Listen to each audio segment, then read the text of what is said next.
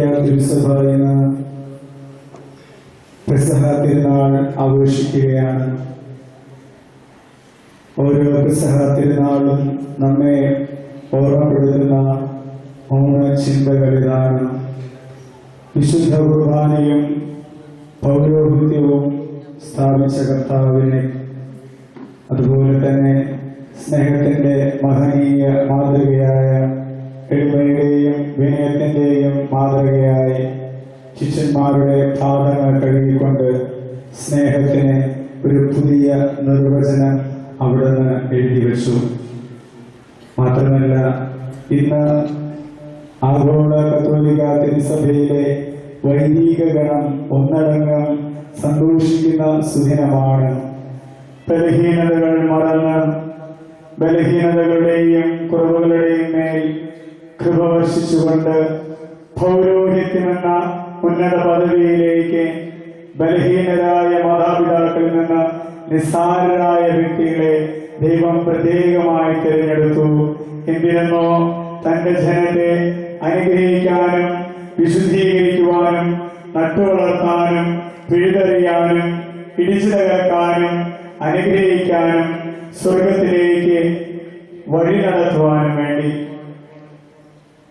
അതുകൊണ്ട് ഇന്ന് വൈദികർക്ക് നമുക്ക് എല്ലാവർക്കും പൗരോഹിത്യം സ്ഥാപിച്ച ഈ സുദിനത്തിൽ വൈദികരെല്ലാം വ്യക്തിപരമായി നമുക്ക് അവർക്ക് വേണ്ടി പ്രാർത്ഥിക്കുകയും അവർക്ക് എല്ലാവിധ അനുമോദനങ്ങളും ആശംസകളും അർപ്പിക്കേണ്ട സുദിനം കൂടിയാണ്. എന്നാൽ ഇന്നത്തെ പെസഹ തിരുനാൾ നമ്മെ ഓർമ്മപ്പെടുത്തുന്ന ഏറ്റവും പ്രധാനപ്പെട്ട ചിന്ത ഇതാണ്: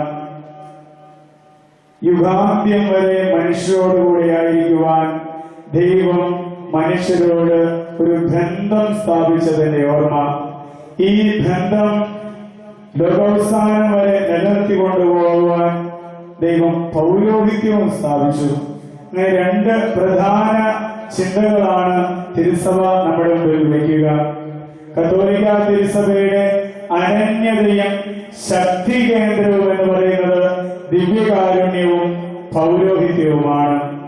പൗരോഹിത്യവും ദിവ്യകാരുണ്യവും വിശുദ്ധ കുർബാനയെല്ലാം മാറ്റിവെച്ചു കഴിഞ്ഞാൽ കത്തോലിക്ക തിരുസഭയെ തകർക്കാൻ സാധിക്കുമെന്ന് ബുദ്ധിയുള്ളവര് മനസ്സിലാക്കിയിട്ടുണ്ട്. അതുകൊണ്ട് സഭയുടെ ഉള്ളിൽ നിന്നും പുറത്തു നിന്നും വലിയ ആക്രമണങ്ങൾ ഇന്നോളം സഭയ്ക്കുണ്ടായിട്ടുള്ളത് ദിവ്യകാരുണ്യത്തിനെതിരെ, പ്രധാനമായിരിക്കുന്ന വെല്ലുവിളി ദിവ്യകാരുണ്യത്തിനെതിരെയും പൗരോഹിത്യത്തിനെതിരെയുമാണ്. കാലാകാലഘട്ടങ്ങളിലെ സഭാപിതാക്കന്മാർ പോരാടിയ പലവിധ ഭാഷകളുടെയും മുഖ്യ പ്രമേയം ദിവ്യകാരുണ്യവുമായി ബന്ധപ്പെട്ടിട്ടുള്ളതാണ്. അതുകൊണ്ട് ഇന്ന് നമ്മൾ ദിവ്യകാരുണ്യം സ്ഥാപിച്ചതിന്റെ പ്രസക്തിയെക്കുറിച്ച് ഏതാനും ചില ചിന്തകളിലൂടെ കടന്നുപോകും. രാജാക്കന്മാരുടെ 1-ാം പുസ്തകം 19-ാം അധ്യായം. അവിടെ കാണാം ദിവ്യകാരുണ്യത്തെ കുറിച്ചുള്ളൊരു നിഴലാട്ടം അവിടെ കാണാൻ സാധിക്കും. ദിവ്യകാരുണ്യത്തെ കുറിച്ച് പ്രവാചകന്മാർ വിരൽ ചൂണ്ടിയ ഏതാനും ചില ഭാഗങ്ങളാണ് അവിടെ നമുക്ക് കാണാനായി സാധിക്കുക. ജെസബേൽ രാജ്ഞിയുടെ വാളിൽ നിന്ന് ആഹാബ് രാജാവിന്റെ തലയിണ മന്ത്രങ്ങൾക്ക് വഴങ്ങി ജെസബേൽ രാജ്ഞി കല്ലിനുള്ളിൽ നിൽക്കുകയാണ്. എങ്ങനെയെങ്കിലും എലിയ പ്രവാചകനെ നശിപ്പിക്കണം. എലിയ പ്രവാചകൻ തനിക്ക് ലഭിച്ച ദൈവവിളിയിൽ മടുത്തുപോയി. ദൈവം തന്നെ പ്രത്യേകമായി വേർതിരിച്ച് വിളിച്ച് മാറ്റി നിർത്തി ഇസ്രായേലിന്റെ പ്രവാചകനാക്കി മാറ്റിയതിൽ എലിയ പരിതപിച്ചു. എലിയ ദൈവത്തോട് പറഞ്ഞു: ദൈവമേ, വെറുതെ നടന്നിരുന്ന എന്നെ എന്തിനാണ് നീ ഭാരിച്ച ഉത്തരവാദിത്വം ഏൽപ്പിച്ചത്? ഈ തലമുറയുടെ ആധ്യാത്മികമായ ഉത്തരവാദിത്വം നീ എന്തിനാണ് നീ എന്നെ ഏൽപ്പിച്ചത്? ദൈവത്തോട് എലിയ മറുതലിക്കുന്നുണ്ട്. ഇന്ന് പല വൈദികരുടെ ഉള്ളിൽ അങ്ങനെയുള്ള വേദനകളൊക്കെ ഉണ്ട്. നിറഞ്ഞ ഹൃദയത്തോടെ, അവിഭക്ത ഹൃദയത്തോടെ, വലിയ തീക്ഷ്ണതയോടെ കർത്താവിന്റെ വേലയിലേക്ക് ഇറങ്ങിത്തിരിക്കുമ്പോൾ നന്മയ്ക്ക് പകരം വലിയ പ്രതിബന്ധങ്ങള്, തടസ്സങ്ങള്, പ്രലോഭനങ്ങൾ നേരിടുമ്പോൾ സ്വാഭാവികമായും മനസ്സിൽ ഉയരുന്ന ഒരു കാര്യം തന്നെയാണ് എലിയാ പ്രവാചകന്റെ ഹൃദയത്തിൽ ഉണ്ടായിരുന്നത്. അദ്ദേഹം ദൈവത്തോട് പറയുന്നുണ്ട്: എന്റെ ജീവനെ നീ എടുത്തോ, മറ്റാരേക്കാളും ഞാൻ ശ്രേഷ്ഠനല്ല, എനിക്ക് മടുത്തു, ജീവിതം മതിയായി, ഇനി എങ്ങനെയെങ്കിലും ഈ ജീവിതം ഒന്ന് അവസാനിപ്പിച്ചെങ്കിലേ ഒരടി പോലും എനിക്ക് മുന്നോട്ട് പോകാൻ സാധിക്കില്ല. മടുത്തു തമ്പുരാനെ, മടുത്തു. നീ ഏൽപ്പിച്ച ഉത്തരവാദിത്വം ഭംഗിയായി നിർവഹിക്കാൻ എനിക്ക് സാധ്യമല്ല. അതുകൊണ്ട് ഞാൻ ജീവൻ അവസാനിപ്പിക്കുകയാണ് എന്നൊക്കെ മനസ്സിൽ കരുതിക്കൊണ്ട് എലിയാ പ്രവാചകൻ യാത്രയാകുകയാണ്. വെറുതെയില്ല, ഓടുകയാണ്. ജെസബേൽ രാജ്ഞിയുടെ കിങ്കരന്മാരുടെ രാജഭടന്മാരുടെ കരങ്ങളിൽ നിന്ന്, വാളിൽ നിന്ന് പ്രാണരക്ഷാർത്ഥം നിലവിളിച്ചുകൊണ്ട് ഭയപ്പെട്ട് എലിയാ പ്രവാചകൻ ഓടുകയാണ്. അങ്ങനെ ഓടി ഓടി തളർന്ന് ക്ഷീണിച്ചവശനായി മരുഭൂമിയിൽ അവൻ തളർന്നു പോകുന്നുണ്ട്. തളർന്നുപോയ എലിയാ പ്രവാചകനെ ദൈവത്തിന്റെ ദൂതൻ തട്ടി ഉണർത്തി എഴുന്നേൽപ്പിച്ച് പറയുകയാണ്, എലിയാ, എലിയാ, നീ എഴുന്നേറ്റ് ഭക്ഷിക്കുക, നീ എഴുന്നേറ്റ് ഭക്ഷിക്കുക, അല്ലെങ്കിൽ യാത്ര ദുഷ്കരമാകും. അനുഗ്രഹത്തിന്റെ പാനപാത്രം ഓരോ അൾത്താരുകളിലും പുരോഹിതൻ എടുത്തുയർത്തി സഭയുടെ നാമത്തിൽ അസന്നിഗ്ധമായി ദൈവജനത്തോട് പറയുന്നതാണ്. ഓരോ ദൈവവൈതലിനെയും തിരുവചന പ്രഘോഷണത്തിലൂടെ തട്ടി ഉണർത്തി ആത്മാവിന അഭിഷേകത്തോടെ വിശുദ്ധ പാത്രങ്ങൾ ഉയർത്തിക്കൊണ്ട്, തിരുപ്പാതയങ്ങൾ ഉയർത്തിക്കൊണ്ട്, തിരുക്കാസ് ഉയർത്തിക്കൊണ്ട് പറയുകയാണ്, ഇത് വാങ്ങി ഭക്ഷിക്കുവിൻ, ഇത് അനുഗ്രഹത്തിന്റെ പാനപാത്രമാണ്. നിത്യതയിലേക്ക് യാത്ര ചെയ്യാൻ, നിന്റെ ജീവിത വഴി പൂർത്തിയാക്കുവാൻ, ദൈവത്തിന്റെ മലയായ ഹെറോമിലേക്ക് എത്തിച്ചേരുവാൻ, സ്വർഗീയ ജെറുസലേമിനെ ലക്ഷ്യമാക്കിക്കൊണ്ട് നിനക്ക് യാത്ര ചെയ്യാൻ സാധിക്കണമെങ്കിൽ തളരാതെ, മനസ്സുലയാതെ, നഷ്ടഭേദനാകാതെ, നിരാശനാകാതെ ജീവിതത്തിന്റെ രണ്ടറ്റം കൂട്ടിമുട്ടിക്കുവാൻ കഷ്ടപ്പെടുന്ന ദൈവമക്കളോട് അഭിഷിക്തൻ പറയുകയാണ്, വാങ്ങി ഭക്ഷിക്കുവിൻ, ഇത് എഴുന്നേറ്റ് നീ ഭക്ഷിക്കുവിൻ, അല്ലെങ്കിൽ യാത്ര ദുഷ്കരമായി തീരും. പലപ്പോഴും നമുക്കിത് മനസ്സിലാകാറില്ല. നമുക്ക് മനസ്സിലാകാതെ പോകുന്ന ഭാഷയാണ്. അൾത്താരയിൽ പറയുന്ന ലാംഗ്വേജ് ഒന്നും നമുക്ക് മനസ്സിലാകുന്നില്ല. നമ്മൾ കണ്ണീരും കൈയുമായി അൾത്താരയിൽ വീണ് കിടക്കുകയാണ്. പലപ്പോഴും പല വൈദികരും പറയാറുണ്ട്, വെറുതെ ദിവ്യബലിയിൽ പങ്കെടുത്താൽ പോരാ, വെറുതെ ദിവ്യബലിയിൽ പങ്കെടുത്താൽ പോരാ, അതിലൊരു ഭാഗഭാഗിത്വം ഉണ്ടാകണമെങ്കിൽ ദൈവത്തിന്റെ ഇൻവിറ്റേഷനാണ്, ദൈവത്തിന്റെ വിളിയാണ്. ഓരോ മകളെയും അൾത്താരിലേക്ക് ദൈവം വിളിക്കുകയാണ്, വാങ്ങി ഭക്ഷിക്കുവിൻ, വാങ്ങി കുടിക്കുവിൻ, ഇത് നിങ്ങൾക്ക് വേണ്ടിയുള്ള അനുഗ്രഹത്തിന്റെ പാനപാത്രമാണ്. തലമുറകളിൽ നിന്ന് തലമുറകളിലേക്ക്, തലമുറകളിൽ നിന്ന് തലമുറകളിലെ വിശുദ്ധ ചേതനയിലേക്ക് ദൈവാംശം കൊണ്ടുപോകുന്ന അനുഗ്രഹത്തിന്റെ പാനപാത്രമാണ്. ഈ പാനപാത്രത്തിൽ നീ ഭാഗമാകുമ്പോഴാണ് എല്ലാ അന്ധകാര ശക്തികളെയും മാറ്റി നിർത്തിക്കൊണ്ട് സ്വർഗീയ ജെറുസലേമിനെ ലക്ഷ്യമാക്കി യാത്ര ചെയ്യാൻ നിനക്ക് സാധിക്കുകയുള്ളൂ. ദൈവദൂതൻ തട്ടി ഉണർത്തിയതിന് പ്രകാരം ഏലിയ ഉണർത്തപ്പെട്ടു. ഏലിയ ഉത്തേജിതനായി. ദൈവദൂതന്റെ ശബ്ദം കേട്ട് ഏലിയ ഉണർന്നു. നോക്കിയപ്പോൾ അതാ അവിടെ ചുടുകല്ലിൽ ചുട്ടെടുത്ത അപ്പവും വെള്ളവും ഇരിക്കുന്നു. ഇതുതന്നെയാണ് അൾത്താരയിൽ യേശുനാഥൻ തന്നെ തന്നെ ബലിയർപ്പിച്ചുകൊണ്ട് തന്നെ തന്നെ ബലിയായി കീറി മുറിക്ക് നമുക്ക് തരികയാണ്. ചുടുകല്ലിൽ ചുട്ടെടുത്ത അപ്പം എന്ന് പറയുന്നത് സഹനത്തിന്റെ തീച്ചൂളയിൽ, കാലുവരിയുടെ വിരിമാറിൽ, ചുടുകല്ലാകുന്ന കുരിശിൽ അവിടുന്ന് ചുട്ടെടുക്കപ്പെട്ട അപ്പമായി തീരുകയാണ്. നാരായണൻകുട്ടിക്ക് അതൊരു പക്ഷേ ഗോതമ്പപ്പമാകാം, പക്ഷേ മാമോദീസ വെള്ളം വീണ ക്രിസ്ത്യാനിക്ക് അത് യേശുവിന്റെ ശരീരമാണ്. ഓർക്കണം, ക്രിസ്ത്യാനിയായ ഞാൻ ഈ തിരുവോസ്തിയെ എപ്രകാരം സമീപിക്കുന്നുവെന്ന്. 1000 പേര് ദിവ്യബലിക്കായി കടന്നു വരുമ്പോൾ വെറും 100-200 പേര് മാത്രമാണ് ദിവ്യകാര്യം സ്വീകരിക്കുക. നമുക്ക് നമ്മുടെ ഇടയിലേക്ക് വളരെ പ്രശസ്തമായ രീതിയിൽ പണം ചെലവാക്കി കഴിഞ്ഞ ദിവസം ഒരു സഹോദരൻ പറയുകയായിരുന്നു, വലിയൊരു സാമ്പത്തിക ബാധ്യത പറഞ്ഞപ്പോൾ ആ സഹോദരൻ പറയാണ്, ബ്രദറെ, ഞങ്ങളുടെ അപ്പനും അമ്മയൊക്കെ മരിച്ചു കഴിഞ്ഞാൽ ഒരു പാട്ടുപൂജ നടത്തുന്ന ചെലവ് പോലുമില്ല ഞങ്ങൾക്ക് ഇത് എന്ന്. പലപ്പോഴും മനസ്സിലായിട്ടുണ്ട്, ഈ പാട്ടുപൂജയോടനുബന്ധിച്ചുള്ള ഈ ആളുകൾക്ക് ഭക്ഷണം കൊടുക്കാൻ വലിയ ചെലവൊക്കെ. നമ്മുടെ പരിചയക്കാരെ ബന്ധുമിത്രാദികൾ എല്ലാവരെയും ക്ഷണിക്കും. അവരെല്ലാവരും ദിവ്യബലിയിലേക്ക് വരും. അതിനുശേഷം പാരിഷ് ഹാളിൽ പോയി ഭക്ഷണം കഴിക്കും. അതുപോലെ തന്നെ വിവാഹത്തിനും നിങ്ങൾ ഓർത്തെ, നിങ്ങളുടെ ക്ഷണം സ്വീകരിച്ച് പള്ളിയിൽ വന്ന് ദിവ്യബലിയിൽ പങ്കുചേർന്നു.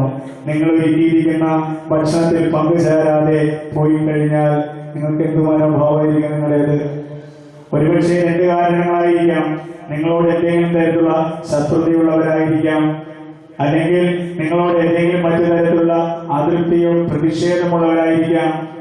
ഓരോ ദിവ്യയാഗത്തിലും പങ്കെടുത്ത് യേശുവിന്റെ തിരുശരീരവും തിരുരക്തവും സ്വീകരിക്കാതെ നീ മുഖം തിരിഞ്ഞു പോകുമ്പോൾ ക്രിസ്തുവിന്റെ ഹൃദയം മുഴുവൻ നീറുന്ന വേദനയാണ്. നിനക്കായി വഴിക്കണ്ണുമായി കാത്തിരിക്കുകയാണ്. നിന്നെ അവനെ തന്നെ വെച്ച് വിളമ്പി നിങ്ങൾക്കായി സദ്യയൊരുക്കിയ കർത്താവ്, വിരുന്നൊരുക്കിയ കർത്താവ്, ആ വിരുന്നിനെ നിഷേധിച്ച് കടന്നു പോകുമ്പോൾ ക്രിസ്തുവിന് പോലും നമ്മെ അനുഗ്രഹിക്കാൻ പറ്റാതെ വരും. രാജാക്കന്മാരുടെ പുസ്തകം 19-ാം അധ്യായം 3-ാം വാക്യം 8-ാം തിരുവചനം, എഴുന്നേറ്റ് ഭക്ഷിക്കുക അല്ലെങ്കിൽ യാത്ര ദുഷ്കരമാകും. വേദപുസ്തകം പറയുകയാണ്, അവൻ എഴുന്നേറ്റ് ഭക്ഷിച്ചതിന്റെ ശക്തിയിൽ 40 ദിനരാത്രങ്ങൾ അവൻ സഞ്ചരിച്ച് ദൈവത്തിന്റെ മലയായ ഖെറോവിൽ എത്തിച്ചേർന്നു. 40 എന്ന് പറയുക ഒരു ആയുഷ്കാലത്തിന്റെ പൂർണ്ണതയാണ്.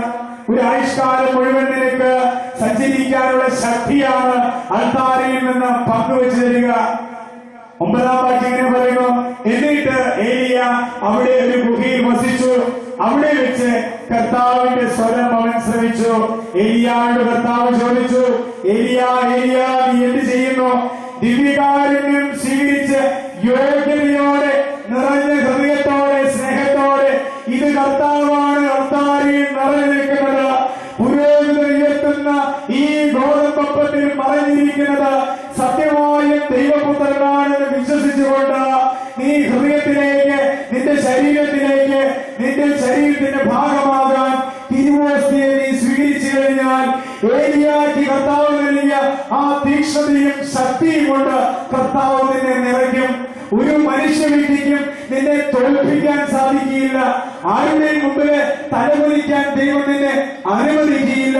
ഏലിയായുടെ തീക്ഷ്ണത കർമ്മലീത സഭയുടെ ഓരോ അത്താരങ്ങളിൽ ഇങ്ങനെ എഴുതി വെച്ചിട്ടുണ്ട്. സെലോ സെലാത്തോ സുപ്രോ ധോമിയോ ദൈ എക്സർച്ചിത്തും, സെലോ സെലാത്തോ സുപ്രോ ധോമിയോ ദൈ എക്സർച്ചിത്തും. സൈന്യങ്ങളുടെ കർത്താവായ ദൈവത്തെ പ്രതിയുള്ള തീക്ഷ്ണതയാൽ ഞാൻ ജ്വലിക്കുകയാണ്. ഹൃദയം മങ്ങീഭവിച്ചു പോയ, മനസ്സ് തളർന്നുപോയ, ഇനി ജീവിക്കേണ്ട എന്ന് തീരുമാനമെടുത്ത, ഇനി ഒരടി പോലും മുന്നോട്ട് പോകുവാൻ സാധ്യമല്ല എന്ന് ഹൃദയവും മനസ്സും ഒരുപോലെ ത്രസിച്ചു പറഞ്ഞ ഏലിയായുടെ ജീവിതം അടിമുടി മാറ്റിമറിക്കുകയാണ്. 9-ാം വാക്യമാണ് തുറന്നു പറയുക. 8-ാം വാക്യത്തിൽ ഇങ്ങനെ സംഭവിച്ച് 9-ാം വാക്യം ചേർത്ത് വെക്കുകയാണ് വേദപുസ്തകം. ഏലിയായുടെ തീക്ഷ്ണത.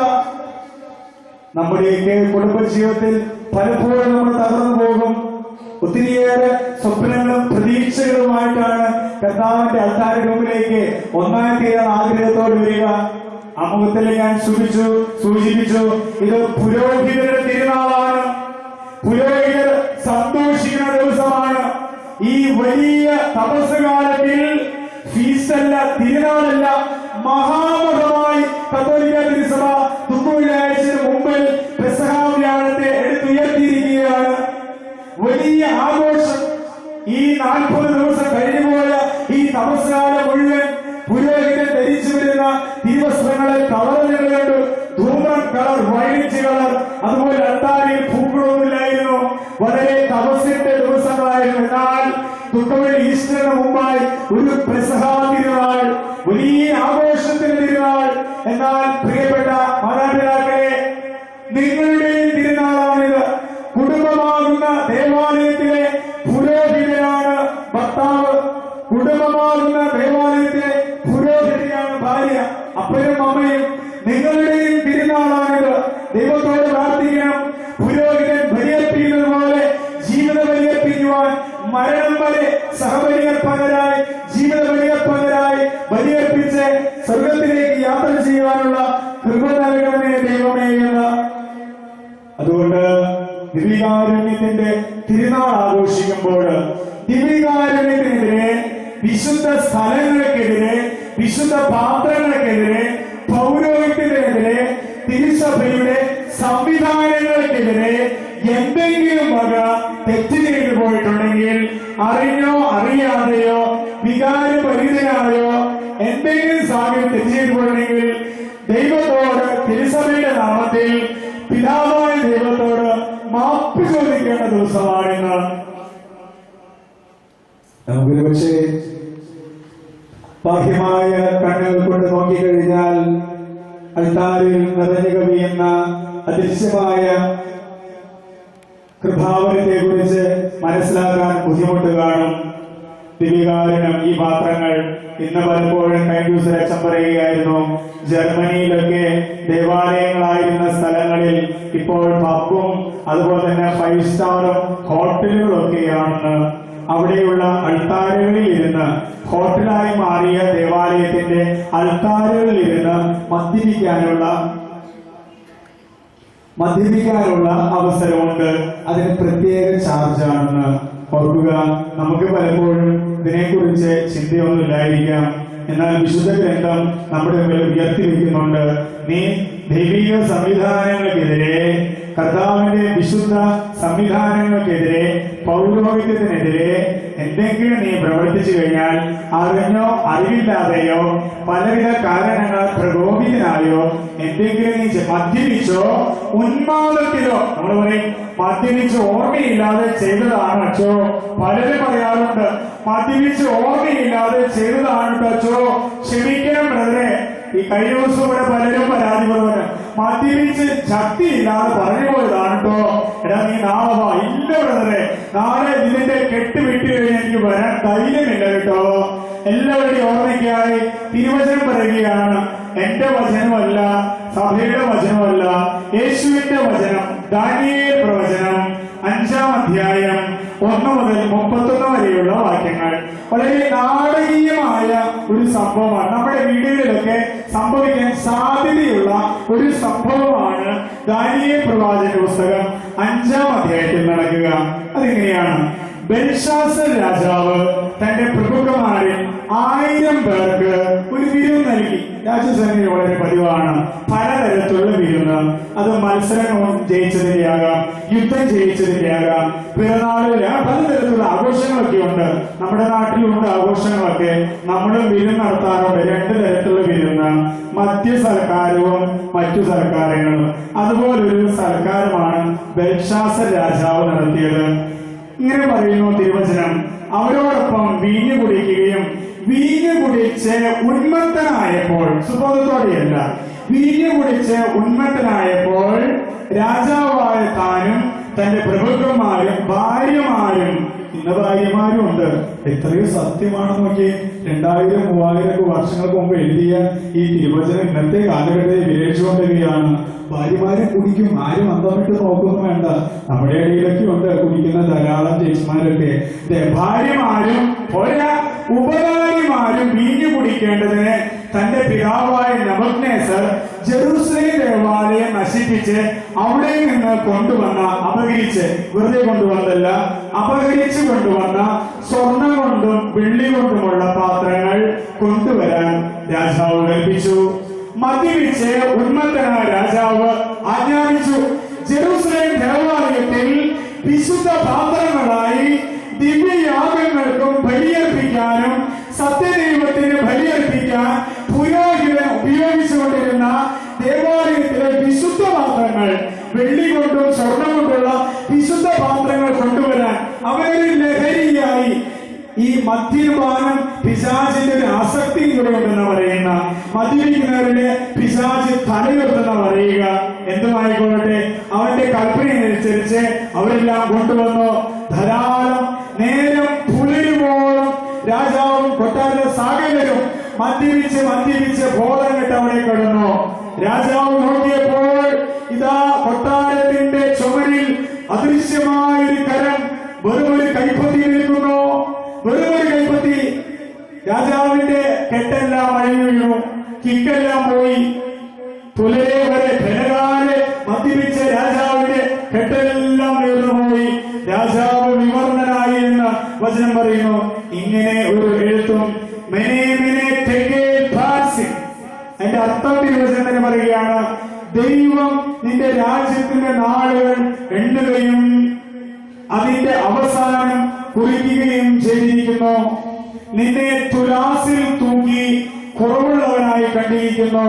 മൂന്നാമത്തെ കാര്യം, നിന്റെ രാജ്യം വിഭജിച്ച് മേദിയാക്കാർക്കും പേർഷ്യക്കാർക്കും നൽകുമെന്ന്. വിശുദ്ധ പാത്രങ്ങൾക്കെതിരെ, ദൈവിക സംവിധാനങ്ങൾക്കെതിരെ ആരെല്ലാം കരമുയർത്തുന്നുവോ, ആരെല്ലാം ഗൂഢാലോചനകൾ നടത്തുന്നുവോ, ആരെല്ലാം തന്ത്രങ്ങൾ മെനയുന്നുവോ അതെല്ലാം കർത്താവ് തകർക്കും. മാത്രമല്ല 3 കാര്യങ്ങളാണ് അവർക്ക് സംഭവിക്കാൻ പോകുന്നത്. ഒന്നാമത്തെ കാര്യം ഇതാണ്, സ്വർഗത്തിന്റെ കർത്താവിനെ അവർ വെല്ലുവിളിക്കുന്നു. സ്വർഗത്തിന്റെ കർത്താവിനെ അവർ വെല്ലുവിളിക്കുന്നു. കത്തോലിക്ക സഭയിൽപ്പെട്ട ഓരോ വിശ്വാസികളുടെയും ആത്മാവിന്റെ കടമയായി കാനൻ നിയമത്തിൽ, തിരുസഭയുടെ കാനൻ നിയമത്തിൽ 205, 206 ക്രൈസ്റ്റ് ഫെയ്ത്ത്ഫുൾ എന്ന് പറഞ്ഞുകൊണ്ട് അതിൽ അക്കമിട്ട് പറയുന്ന പോയിന്റ് വളരെ പ്രധാനപ്പെട്ടതാണ്. ഇൻഫാലിബിലിറ്റി, അപ്രമാദിത്വം അംഗീകരിക്കണം. തിരുസഭയുടെ അപ്രമാദിത്വം അംഗീകരിക്കണം. മാർപ്പാപ്പയ്ക്കും തിരു സംവിധാനങ്ങൾക്കും വിധേയപ്പെടണമെന്ന് കത്തോലിക്ക തിരുസഭയിലെ അംഗങ്ങളായിരിക്കുന്ന ഓരോരുത്തരെയും കടമയായി തിരുസഭ പറയുകയാണ്. 3 കാര്യങ്ങൾ ഉറപ്പെടുത്തുകയാണ്. സ്വർഗത്തിന്റെ കർത്താവിനെ വെല്ലുവിളിക്കുന്നു. പ്രധാനപ്പെട്ട കാര്യം ഇതാണ്, സ്വർഗത്തിന്റെ കർത്താവിനെതിരെ വെല്ലുവിളിയാണ് നമ്മൾ ഉയർത്തുക. രണ്ടാമത്തെ ഏറ്റവും പ്രധാനപ്പെട്ട ഒരു കാര്യം പറയുന്നു, നിന്റെ ആയുസിന്റെ ഹ്രസ്വത കർത്താവ് നടത്തുന്നു. നിന്റെ ആയുസിനെ കർത്താവ് വെട്ടിച്ചുരുക്കുന്നു. മൂന്നാമത്തെ കാര്യം വളരെ പ്രധാനപ്പെട്ട കാര്യമാണ്. 30-ാം വാക്യം പറയുകയാണ്, രാജാവ് ബെൽഷാസർ രാജാവ് ദൈവിക സംവിധാനങ്ങൾക്കെതിരെ പാപം ചെയ്ത അതേ ദിവസം തന്നെ വധിക്കപ്പെടുകയും പുതിയ രാജാവ് സ്ഥാനമേൽക്കുകയും ചെയ്യുന്നുണ്ട്.